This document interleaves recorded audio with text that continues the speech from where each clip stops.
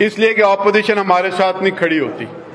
ہم تو کہتے ہیں کہ آؤ ہمارے ساتھ مل کے کام کرو. جب چیف آف آرمی سٹاف کو ایکسٹینشن دینی ہوتی ہے تو جماعت اسلامی اپنا بائیکاٹ کر کے منہ دیکھتی رہتی ہے, اور یہ سارے لوگ اس کو جو ہے وہ ووٹ دے رہے ہوتے ہیں. کہاں کھڑی ہوتی ہے؟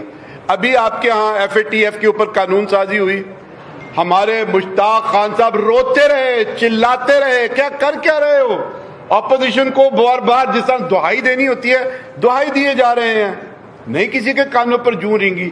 یہ حکومت جب بھی پارلیمنٹ میں شکست کے قریب پہنچتی ہے, چاہے بجٹ کا معاملہ ہو, ایف اے ٹی ایف کا معاملہ ہو, ایکسٹینشن کا معاملہ ہو, تو خود ہی اپوزیشن ان کی مدد کرتی ہے. اور میں آپ کو کہنا چاہتا ہوں کہ یہ آئندہ بھی مدد کرے گی, اس لیے کہ اس اپوزیشن کے اتنے سٹیکس ہیں, ان کا پیسہ باہر ہے, ان کی دولت باہر ہے, ان کے محلات باہر ہیں.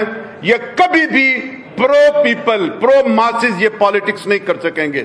اسی اپوزیشن کی بنیاد کے اوپر ہم نے ایک دفعہ الیکشن چھوڑ دیا, بائیکاٹ کر دیا. انہوں نے جدہ بیٹھ کے کہا کہ جی بائیکاٹ کریں, اسلام آباد آ کے کہا کہ بائیکاٹ کریں, لاہور بیٹھ کے پھر انہوں نے کہا کہ بائیکاٹ کریں, اور آخری وقت میں انہوں نے ہمیں بتائے بغیر جا کے الیکشن جو ہے وہ پارٹیسپیٹ کر لیا. کس اپوزیشن پہ ہم اعتماد کریں؟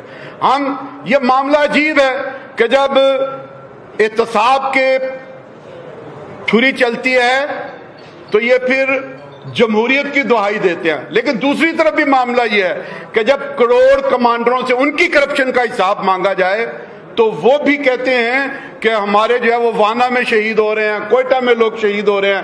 بھائی وہ شہید ہمارے سروں کے تاج ہیں, ہم ان سے باجوہ صاحب کا حساب نہیں مانگ رہے, ہم عاصم باجوہ سے حساب مانگتے ہیں. اور جب ان کروڑ کمانڈروں سے حساب مانگا جائے تو وہ فوجی جوانوں کی قربانیوں کی آڑ لیتے ہیں, اور جب ان سیاستدانوں کا جو پرائیویٹ لمیٹڈ کمپنیاں بنا کر پارٹیاں چلا رہے ہیں, ٹوانے, لغاری, مزاری, چودھری, ٹمن, نواب, ان سے جب حساب مانگا جائے تو وہ بھی کہتے ہیں جی نہیں جمہوریت پٹری سے جو ہے وہ اتر جائے گی.